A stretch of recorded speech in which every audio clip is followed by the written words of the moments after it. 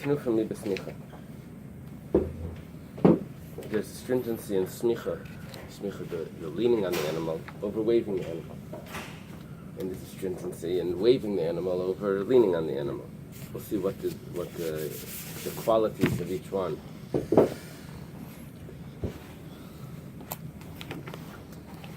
Usually it would say, the Mishnah would add in the words now that would say, and it would elaborate. After the introduction it would say this. For some reason here it doesn't do that. But it jumps right into it. It says, when it comes to Tenufa, if there's a group that's bringing a sacrifice, so one person can wave for everyone. When it comes to Smicha, everyone needs to lean individually on the sacrifice. We learned. What is the stringency? It does the opposite. What is the stringency of Tenufa over Smicha?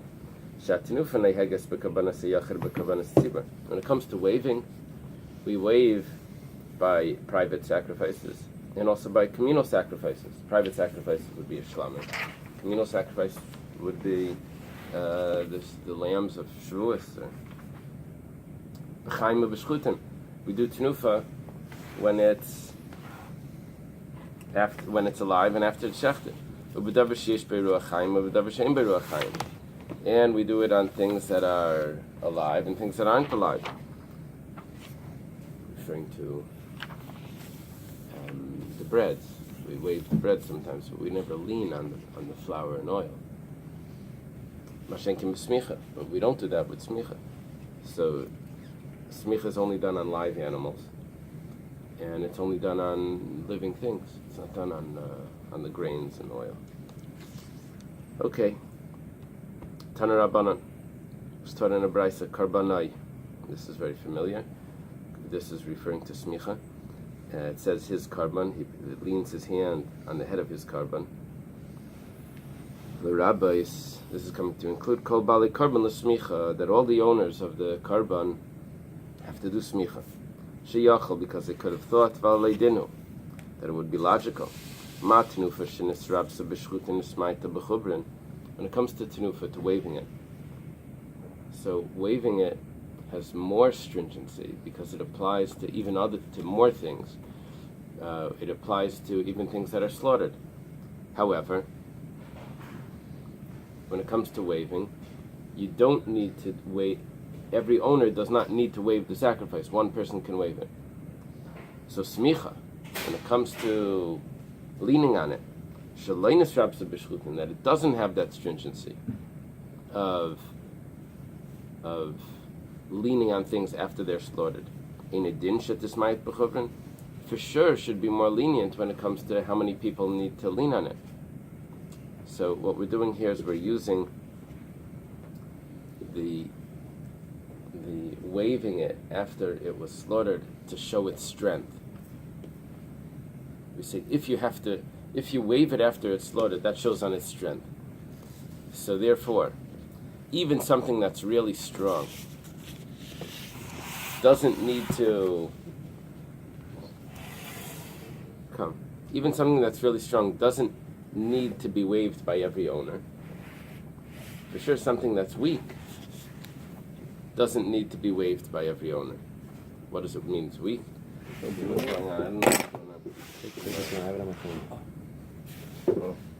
It means We have a few. We're missing a few. Yeah. I'm good. I'm good. No, I like the English one anyway. Okay. What do you have on your phone? I didn't learn. You don't have it on your phone? I didn't learn I have it on my Chinese. phone. Oh. No. I'm listening. I'm listening. Oh, it's easy. Okay. Yeah, I have it on my phone.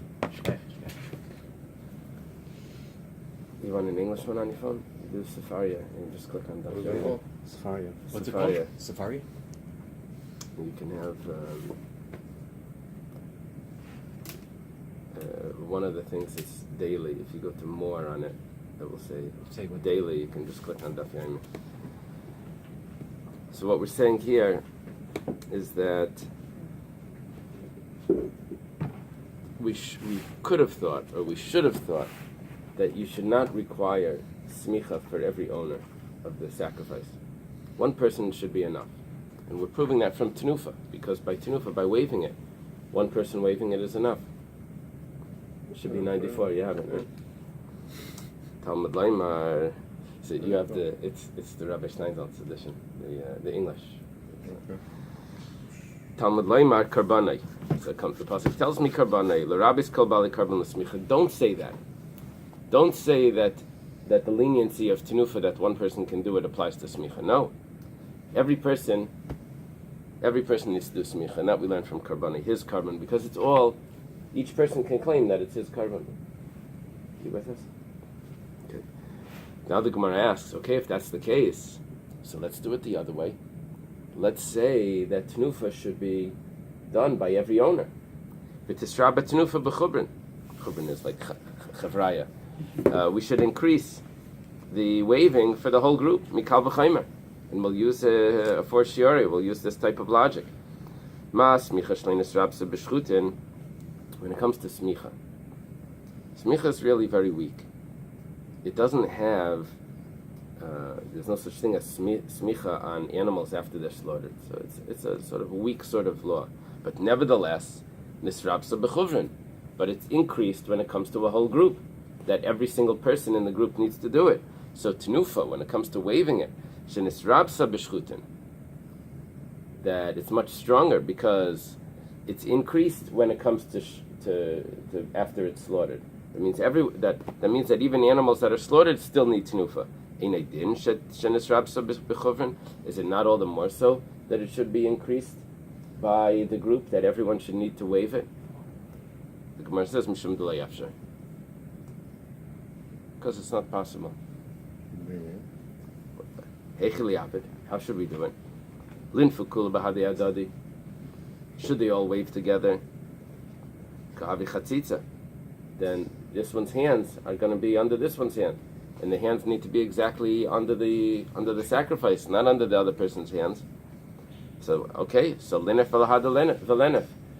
So why don't you wave it twice or three times, however many people are in the group? The Gemara says no. Tenufam rachmanav lo tenufais. You can only wave it once.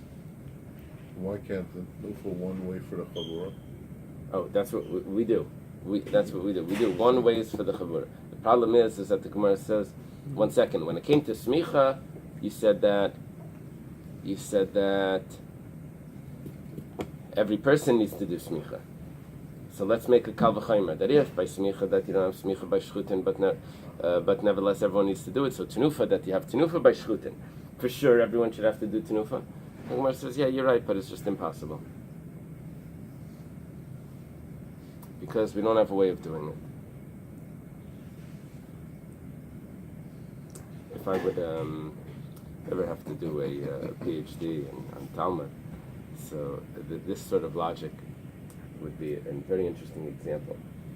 Try to go through all the places in the Gemara that would say, take my PhD, I'm giving it to you, that would say the layafsha, because it doesn't fit with me, because the Eibishter created the world, he looked in the Torah, created the world.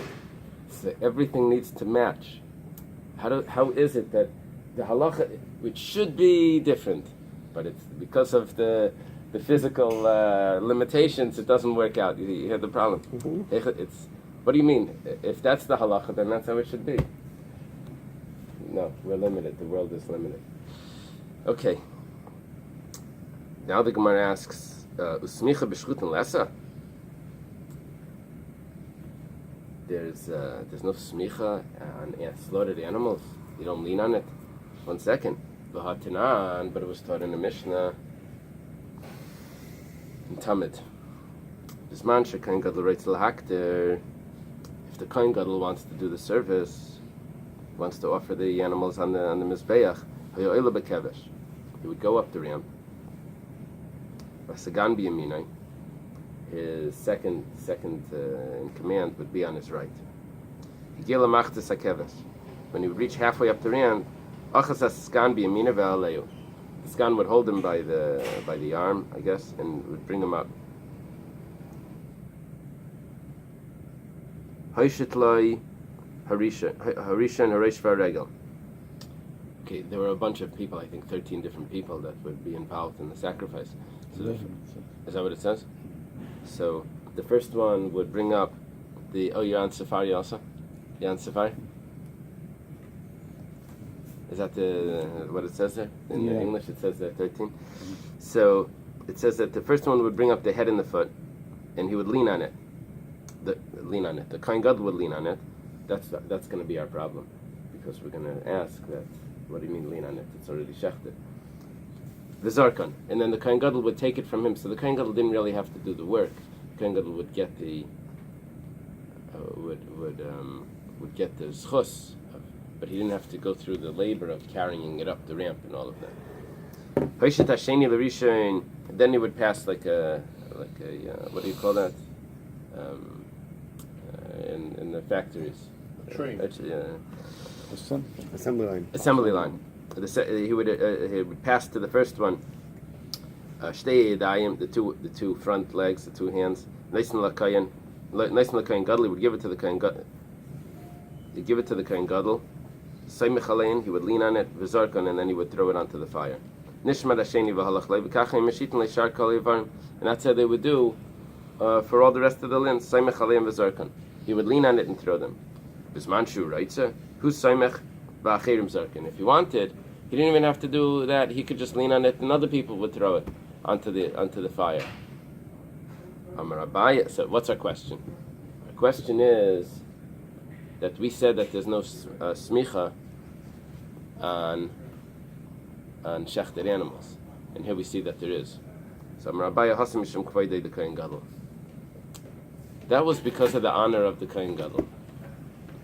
Yeah. You want to let's put this on the side. It's because of the honor of the Kohen Gadol.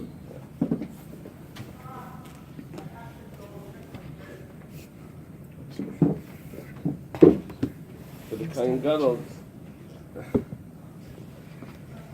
Kohen Gadol, they would have him do this, but that wasn't really a din that the smicha was supposed to be done. We were talking about the biblical laws of smicha that it says v'samach yadai. This was just to give him the merit of bringing these sacrifices. You keep using the term, and the smicha was putting the hand on the animal and the place was getting shechted. No, on the head.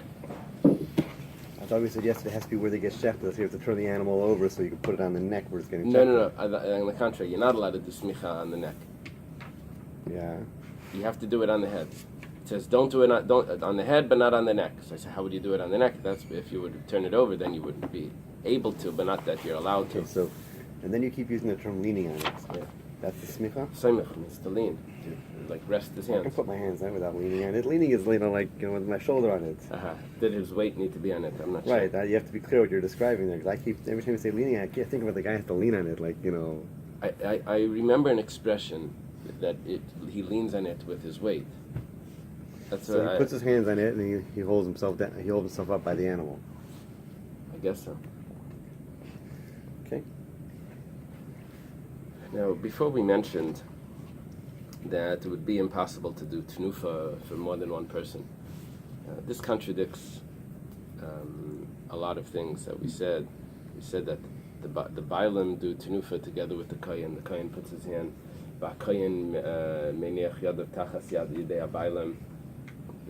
The owners would stand on one side, and the Kohenim would stand facing him and put their hands underneath, and they would wave it together, and that should be a chatzitza. So some of the Rishonim discuss this. Taisvus asks this. He says that he talks about it in other places. But some say that really the din of tenufa is really for the owner, and the Kohenim just they are added on, but there's no din chatzitza by the Kohenim. Others say no, there is a din chatzitza. Maybe it's supposed to be under the hands. The tenufa is under the hands of the owners, right? So it's not a chatzitza between the breads or the whatever it is, the chazav v'shaik. It's not a chatzitza between that because it's supposed to be under the hands of the owners. And his hands are under the owner. The question is touching the actual meat or sacrifice or the hands of the owner. Okay, Hajjan lach shtei midas bli neder. I believe this is we're entering into no, it's not the last parak. No, it is.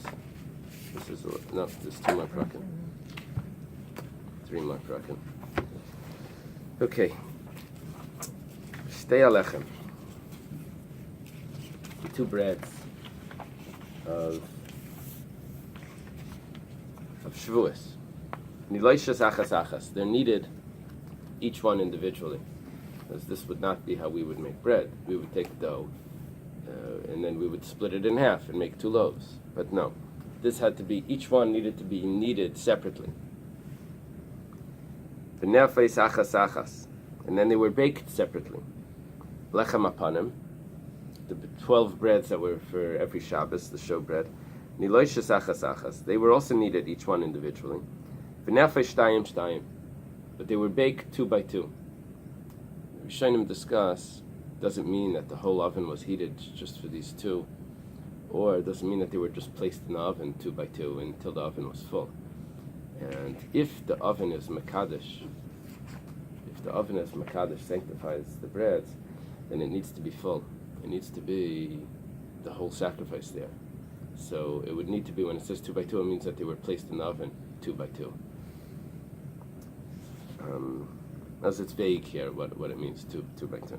And they were made in a mold. And when they're removed from the oven, they were put in another mold, so they shouldn't get ruined. Should keep their shape. Right.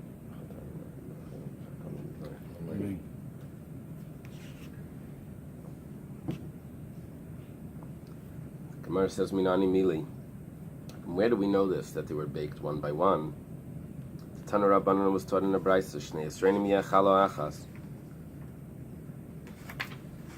by the Lechem Apanim.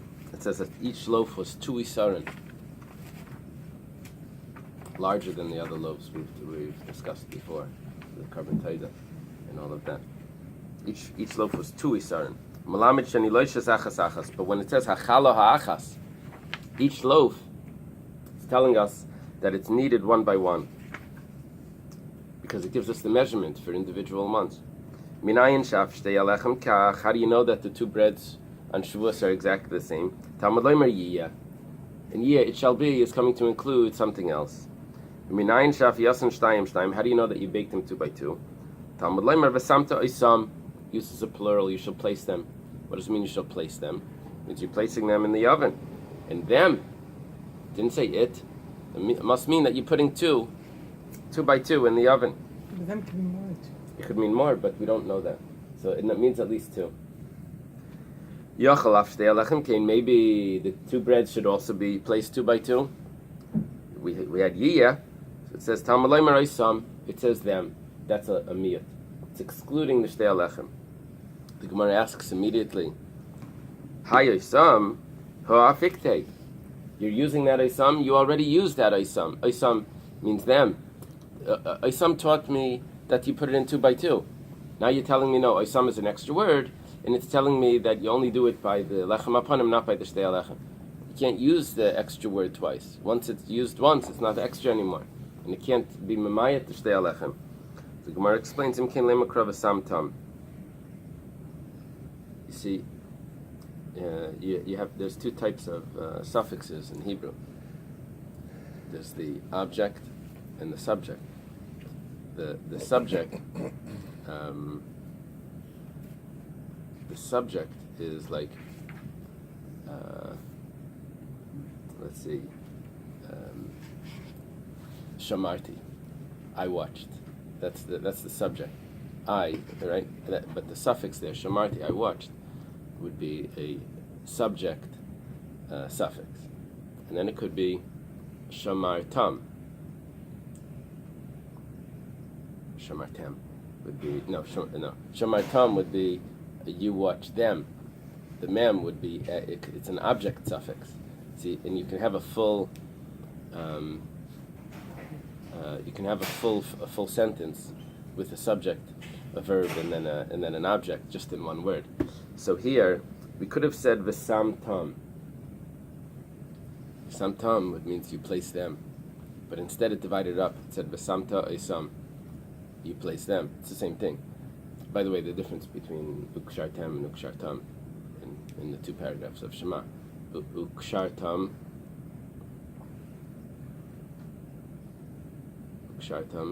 la'isal yadach, right? Ukshartam is the you shall tie them. It has both the subject and the object. Ukshartem Isam, that's why you add the word Isam, because Ukshartem is only the subject, you shall tie. And then you have to add the word Isam, which is the object, them. So it could have put the object into the end of the end to the end of the word. V'samta, my v'samta Isam. Why did it divide it into two words? Shamat minei tarti. We see that there's two things that we could learn from this. The first thing that we learn is that the lechem apanim is baked 2 by 2, and we also learn that the shtei lechem is not baked 2 by 2. It's only Isam, only them. Follow? Okay. Taner Rabbanan. It's taught in a brisa. V'samta Isam, you shall place them. B'tfus, in a mold. Shleisha tefusim heim. There were 3 molds. Nice and l'tfus v'adayni batzek. Is there a picture of that? Yeah. Well, actually, it doesn't give me the 3 pictures. No, not the molds of the pictures. The first one is while it was dough, it was placed into a mold. Then when they put it in the oven, the mold must have been, the original one must have been to shape it properly. Then when they put it in the oven, there was another mold for the oven. And then when they took it out of the oven, they put it into another mold so that it doesn't break. The Gemara asks, why don't they put it into the first mold? We understand in the oven, maybe there's different types of things that you need for oven safe. No, but it rises, no? So kivan the afilei nafcha. Very good. You see that since there's no one here, it travels to... since it was put in the oven, so it rises, so it needs to be slightly larger. The itmar. Lechem apanim ketzadais, and I say, how was the lechem apanim made?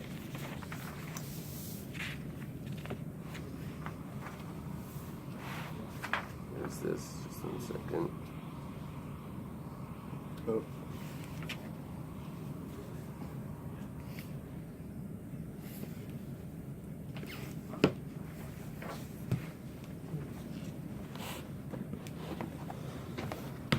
It's going to be interesting. I'm just looking for a full picture of the table. Dancing ship. Have you ever seen a dancing ship? So basically saying they had one mold for it to rise, one mold for it to bake, one mold to cool. Yeah.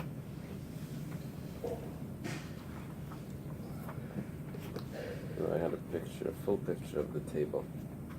Here it has Yeah, those have the breads, but I want to see the whole. The table? Do you talk about this one? Yeah. Let's just see if Not in the Rashi? full, Regular yeah, Rashi regular doesn't show Rashi, it. regular Shows Rashi. it. So I think 2 molds in the beginning then.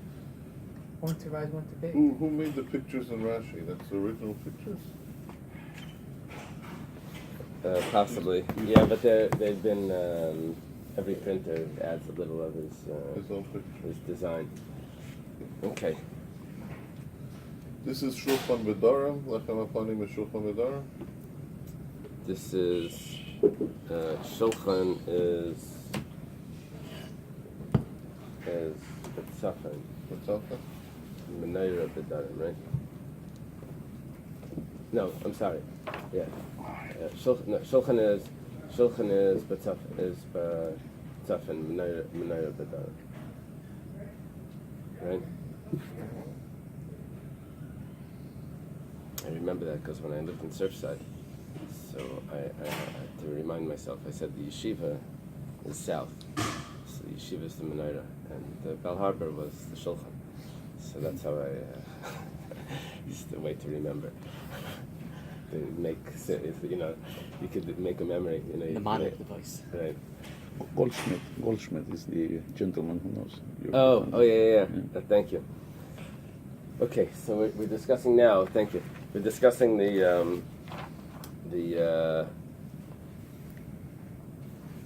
shape of the lechem apanim. We're on top of Tzadik Daled. Rabbi Chanina Amar Kmin Teva Prutza. Now, Teva Prutza would be an open box. Rashi explains that if I had... How many is this? This is 3? No, this is just 2.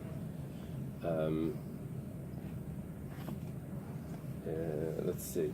There's a picture of Rashi. Yeah, but the open box is that you see when it's like this, and exactly another one like this would have gone straight over here. So I just took off one of the folds. One of the you can make a box out of 2 pieces. Divide into 3. So it's prutza, it's open on the top and on the 2 sides. Rabbi Yochanan says that it's like a boat. Now in Rashi, it looks like a boat like this, a boat that's floating, like bobbing in the water, right? But as we're going to see, it's only going to make sense if we're going to say that not only is it like this, but it's even as it goes around, it's more like a bowl that it's coming up and it comes to a point on the bottom. It's going to need to be more roundish. You see these pictures are giving us. They look like avocados. Like melons, sort of. You see the pictures are like melons. Okay. The Gemara says, so we have Machlekes Rabbi Chanina and Rabbi Yochanan.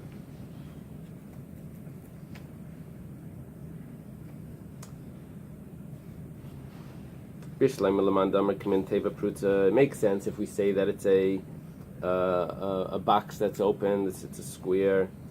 So the spoons would go on top because they had a flat bottom. See the picture over here in the shulchan. The spoons would go on top. There's a flat bottom. It could be placed on the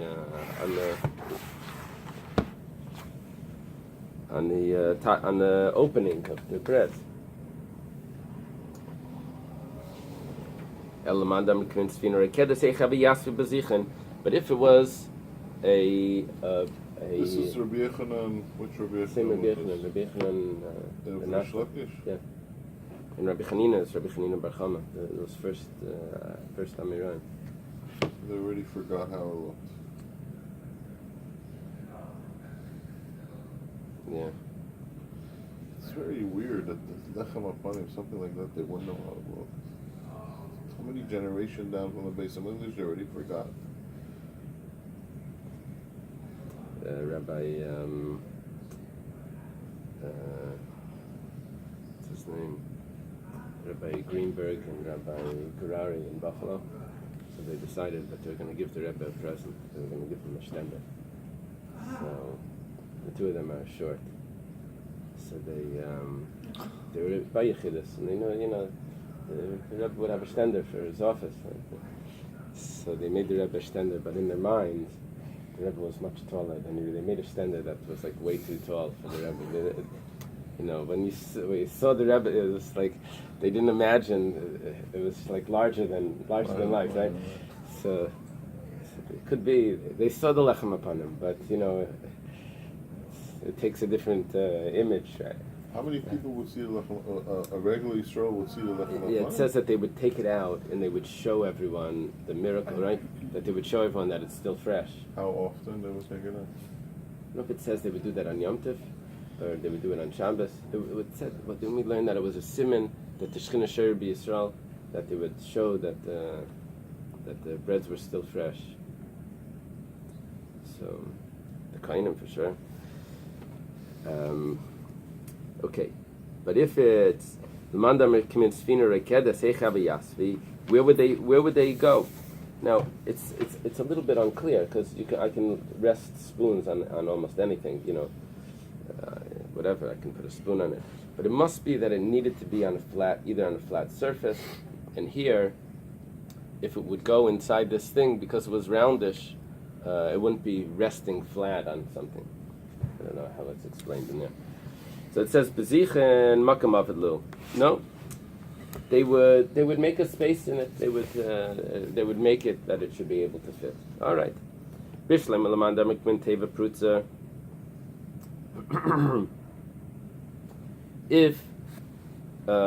If we say that it was an open box, then we can understand. You see, in between.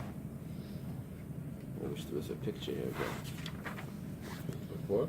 The kanim, the things that would go through in between the pipes that went through the bread. It says that there were pipes, half pipes that went on top of the bread. Yeah, it's Yeah. There's pictures here, and I have a small picture here. See, there were pipes that went along the bread. It would be able to rest on that.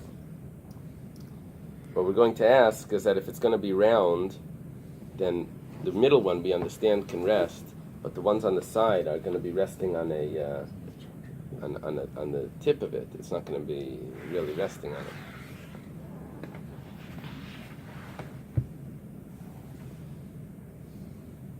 How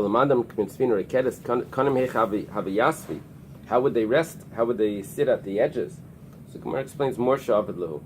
They made a little lift for it. Like the picture shows, an indent over there. Over here they're showing what they did. They added a little dough onto the bread to allow it to rest. Did they show you a picture of that? Yeah. Yours they made that in the pictures. They made them look old, like as if archaeology. Okay, if we say that it was made like a box of the samchila snifin lalechem, then we understand that there were snifim on the side. There were these supports on the side that would support the bread. They would go up along the walls of the bread. So if that's the case, if they were straight, we understand how it was supporting it. But if we say that it was a floating boat, so how did these supports support the bread? The bread, if it's round, it can't even be touching the side. And if it does, it's only on one spot. So it's not really a support. The Gemara explains the agalu miyagel, that they would round it off. That they would round it off. And how would they round it? They would have to have like rounded indents that would go from the supports underneath the bread. And here they have suggesting that the supports went like that. You see that? So it would like go under to hold